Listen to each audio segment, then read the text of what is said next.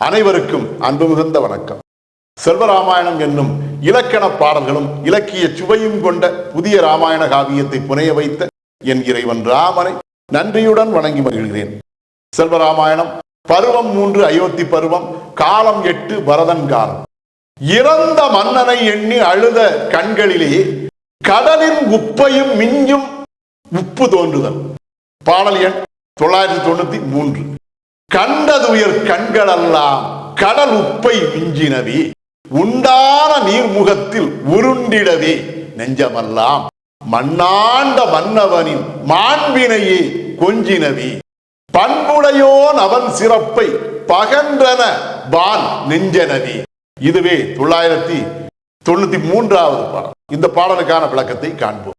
கண்டதுயர் கண்களெல்லாம் கடல் உப்பை மிஞ்சினவே என்ற முதல் வரிக்கான விளக்கம், மன்னன் தயரதன் அடைந்த இறுதி நிலையை, அவனுடைய உடலானது சாம்பலாகி போன அந்த இறுதி நிலையை கண்ணால் பார்த்த அங்கிருந்த கண்கள் யாவுமே, அங்கிருந்த மக்களுடைய கண்கள் யாவுமே கடலின் உப்பை மிஞ்சும் வகையிலே, உப்பை உற்பத்தி செய்யக்கூடிய வகையிலே அழுது தீர்த்தன.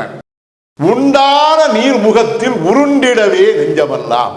அவ்வாறு துன்பத்தால் அழுத மக்களுடைய கண்கள் யாவற்றிலும் தோன்றிய அந்த கண்ணீரானது முகத்திலே உருண்டோடிய அந்த நேரத்திலே அவர்களுடைய உள்ளங்கள் யாவும் மண்ணாண்ட மன்னவனின் மாண்பினையே கொஞ்சினவே.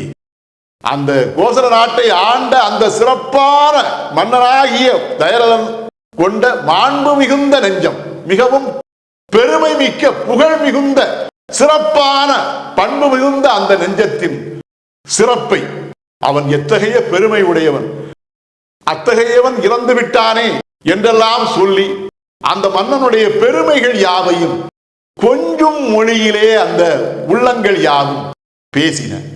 அவ்வாறு பேசி அவனை பெருமைப்படுத்தின. பண்புடையோன் அவன் சிறப்பை பகன்றன வான் நெஞ்சனவே. அவ்வாறு பண்பு கொண்ட, பண்பிலே சிறந்த அந்த மன்னன் தயரதனுடைய சிறப்பை அங்கிருந்த நெஞ்சங்கள் யாவும், அந்த உள்ளங்கள் யாவும் பெருமையாக பேசி, வானின் நெஞ்சமானது அன்பால் மழை என்கிற அந்த கண்ணீர் வெள்ளத்தை பொழிவதைப் போல, ஆனந்த கண்ணீரால் மழை பொழிவது போல அந்த மக்களுடைய உள்ளமும் அவ்வாறு பெரும் துன்பத்தால் கண்ணீர் மழை பொழிந்து அவை அந்த மன்னனுடைய பெருமைகளை பேசுவதிலே நிறைவு கண்டன. இதுவே 993வது பாடலுக்கான விளக்கம். செல்வராமாயணத்தின் 994வது பாடல் மற்றும் அதன் விளக்கம் ஆகியவற்றை அடுத்த பகுதியில் காண்போம். இறையருளால் அடியேன் இயற்றிய நல்லதோர் இலக்கியத்தையே செல்வராமாயண காவியமாக உங்கள் முன் தொடர்ந்து வழங்கி வருகிறேன்.